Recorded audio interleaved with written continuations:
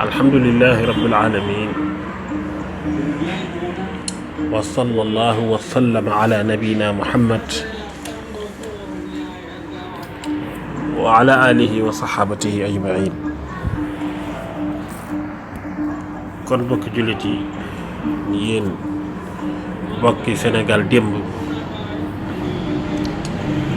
fas yéene incha allah indil leen ci waxtaan wuñ leen digoon benn source benn cëslaay ci koo xamante ni bëgg na wax ci histoire du Sénégal muy Yoro Boli Diaw. Yoro Diaw mi ngi juddoo xumma ci biir waalo la. mi ngi judd ci 1847 ci wàllu géñoom mi ngi bokk ci ñi sant Diaw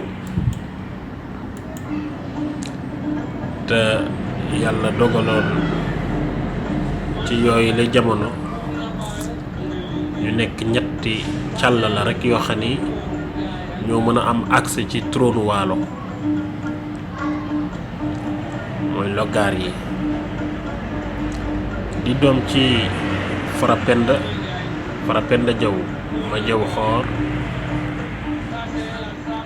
bu dee ci wàllu yaayam soxna suñuy wax Boli Mbóoj ñu naan ko Penda Dieng bokk itam ci lingeer yi waalo yi ndax sët la ci njaag Aram Bakar Mbóoj bi nga xamante ni moo yilifoon mbooleem territoire wolof ci 18e siècle.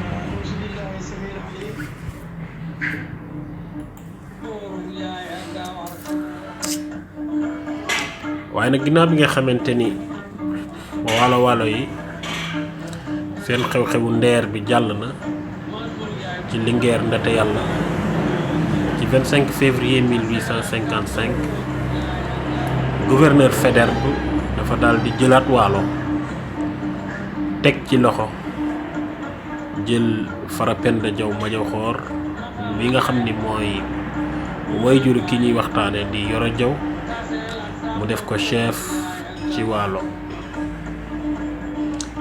bi nga xamante ni def na ko chef ci waalo nag Faidherbe dafa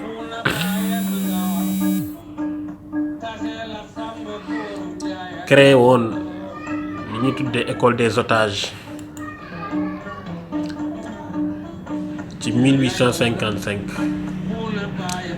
li ñu ci jublu woon mooy doomi garmi yi doomi njiit yi doomi chef yi muy dammeel yi ak teeñ yi fi nekkoon ak baraak yi seen njaboot ñu dajale leen jàngal leen loo xamante ni day def ci ñoom civilisation occidentale nga xamante ni tànk yi seeni wayjur daan dox ñoom buñ ñëwee duñ dox yooyu tànk. moo tax Faidherbe bi créé woon école boobu ñu ci at moomu Farapenda nag jël doomam ji di Yoro Diaw yabal ko foofu yi mu jàng moom moo nekkoon deuxième promotion ci école boobu bi ñu génnee am na fa it rang bu baax loolu tax na tubaab bi jël ko muy liggéey ak ñoom ndax dégg gu mu déggoon français. lettre de remerciement yi daan jóge ci kilifa yi di ñëw Ndar ci Faidherbe moo ko daan liir maanaam moo ko daan jàng.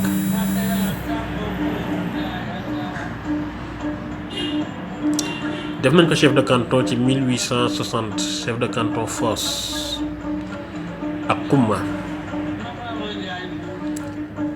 ànd naag armée prince Sidiya Ndate Yàlla ci 1876 ay jamono ginnaaw boo xamante ni am na carrière bu baax ci wàllu français. Yoro Diaw commencé na boole ñaari culture muy français ak wolof loolu may na ko ak jàpp ndal ba tax na mu sóobu ci kayam yooyu nga xamante ni tey képp koo xamante ni bëgg ngaa bindaat ci taarixu Sénégal les cahiers de Yoro Diaw mënta ñàkk ci say maraaja yi ngay dellu. ku jabootoon la, yàlla mayoon na ko fanweeri doom ak ñett yoo xamante ni itam daf leen a séddale ci këri buur ñi ndax ay la wax rek la daan may jabar. may na Buna Alburi jabar, may na Sidi Ngañ Siri Njaay jabar, may na Samba Yombu Mbóoj ak yeneeni prince yoo xamante ni ñu ngi fi ba tey ci biir kër sëriñ si boo fa demee da nga fi fekk njabootam bari fa lool. ci tënk daal Yoro Diaw noonu la dundee.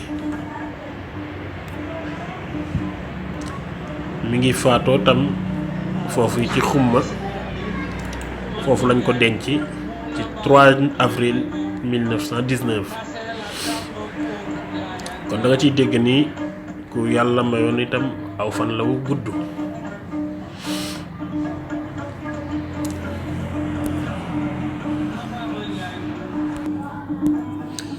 niki noonu ci maanaam atum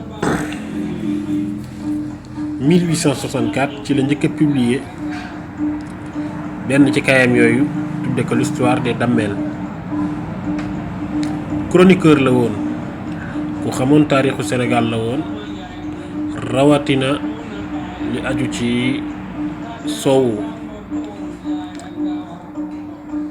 bi nga xamante ni Raymond Rousseau publié waat na ci 1922 le Sénégal d'autrefois, étude sur le Waalo, loolu lépp mi ngi ko jële ci les cahiers de Yoro Diaw. kon noonu la nekkee woon kayam yi nga xamante ni ba tey jii may wax ak yow ñi ngi IFAN, mooy les cahiers de Yoro Diaw.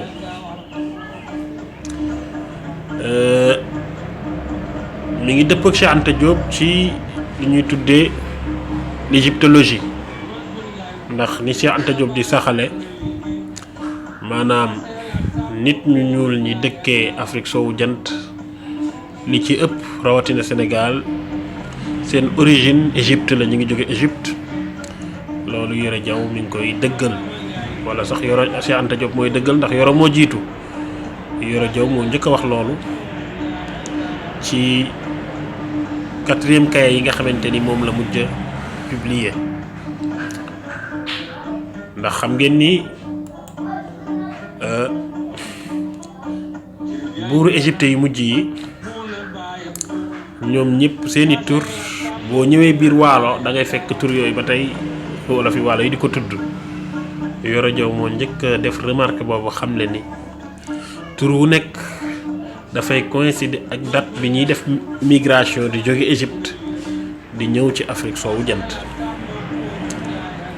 ci gàttal daal dama ko diggee woon ba pare mënuma ko bañ a def, moo tax jëlaluma ko temps bi ma ko war a jëlal. kon dama ko yemale foofu rek, bu suba ma ñëw ci kaay yooyu ban dimension la am ci taarixu Sénégal. kon ñu ngi leen di nuyu, assalaamu aleykum wa rahmatullahi wa barakaatuhu.